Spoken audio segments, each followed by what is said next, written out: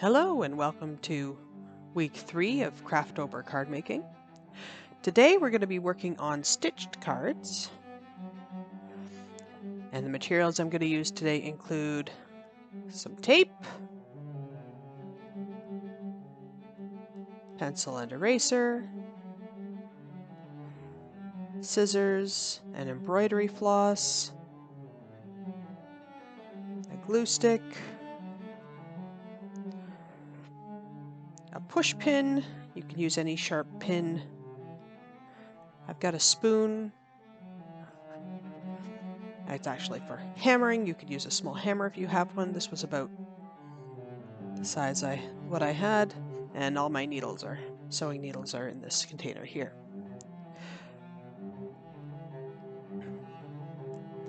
I also have pre-prepared the materials I'm going to need for the card. The card is partially assembled, mostly because this already represents at least an hour, probably an hour and a half of work. I used a little pop-up to make a little bit of foam pop-up to make the Let It Snow sign come up, and then stitched on 2 snowflakes here, 1 and 2. Then I'm going to add a third one right about here. The snowflakes were done using a design I just found online and printed off on the printer. You can see that there, and we'll see how we can transfer that over to a design for stitching soon. And I've also got this paper for the inside when I'm done. You'll notice you'll need paper on the inside because you get the back end of the stitching here doesn't always look extra pretty. So let's get started. Opening up my card, I'm going to position my snowflake where I want it. Say right there. I don't want it too close to the edge because I want the paper to be, the inside paper to cover, so cover the stitching. So I'll have to go about there. I'm going to secure it in place with a piece of tape, and because I don't want the tape to be extra sticky and rip my cardstock when I pull it off, I'm going to stick it to my hand a couple times so that the oils on my hand will cause it to lose some of its stickiness. And then I can just sort of tape it down and it will hold loosely. Like that. And now, what I need to do is make a point or make a hole in the card everywhere where I'm going to be putting the needle through on this pattern. So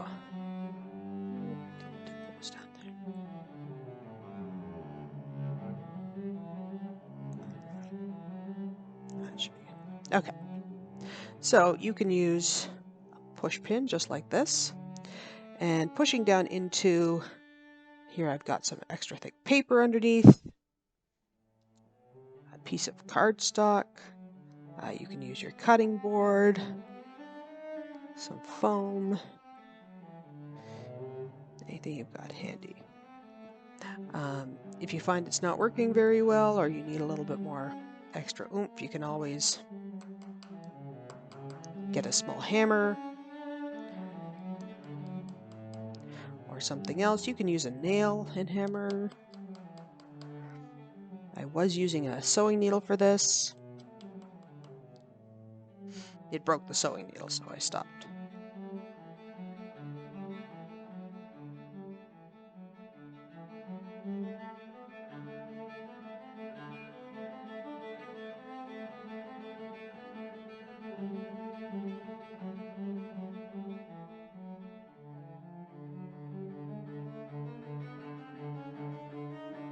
So that's my design there. And just to be sure I've got everything, I like to flip it over and take a pencil and trace the design.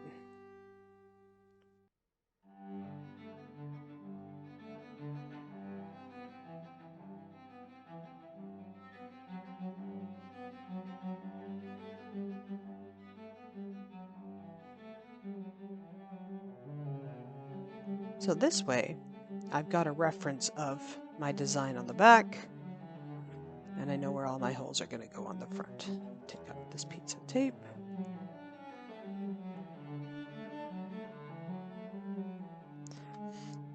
And now we can get started setting up our sewing needle.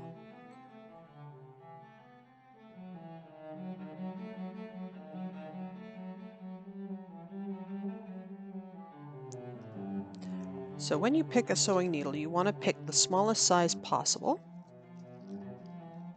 that can still hold your thread. The reason is the larger your needle, the larger the holes in the card are going to be, and those will show up. So smaller needle is a better choice. I'm using embroidery floss today, which everyone received in their kit. I don't recommend anything longer than your arm, and even a little shorter is probably good, because the longer it is, the more likely it is to tangle.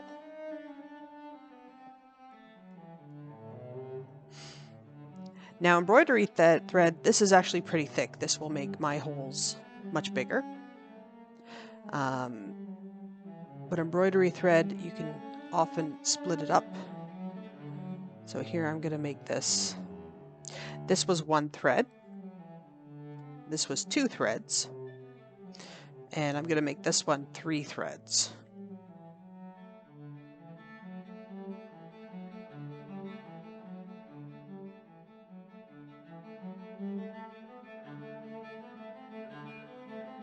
Okay.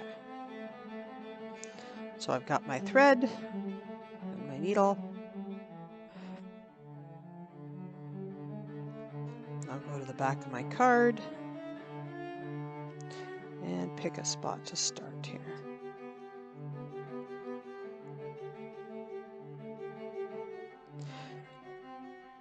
And rather than tying a knot, I'm going to secure this with a piece of tape.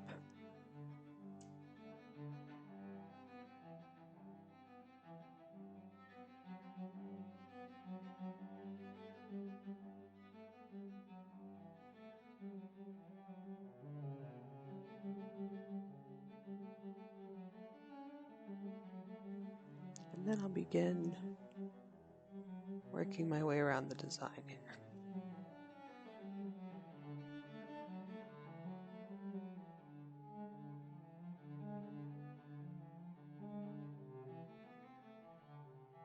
This part takes a long time, but it can be pretty rewarding.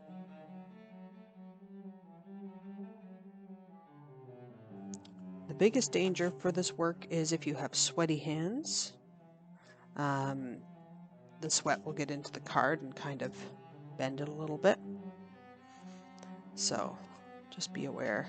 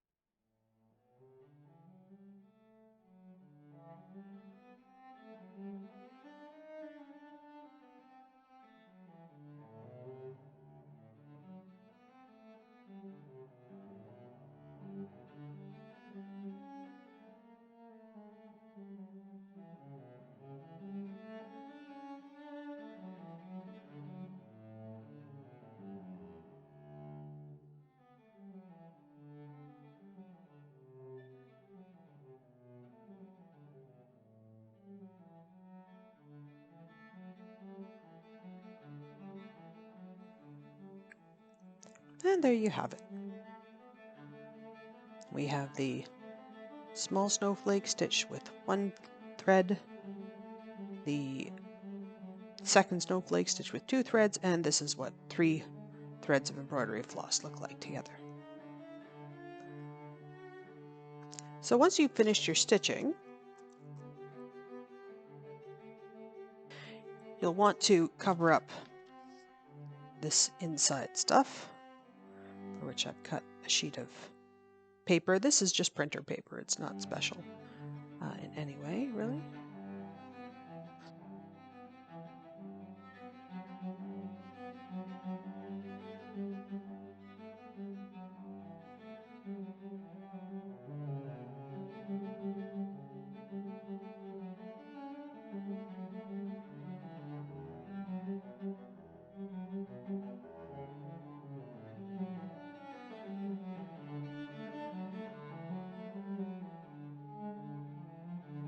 As I've said in the past, I would have preferred to glue only this side.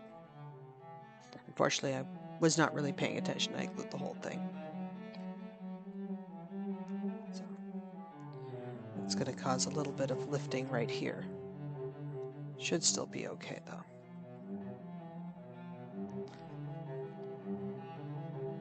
And just for a little bit of decoration,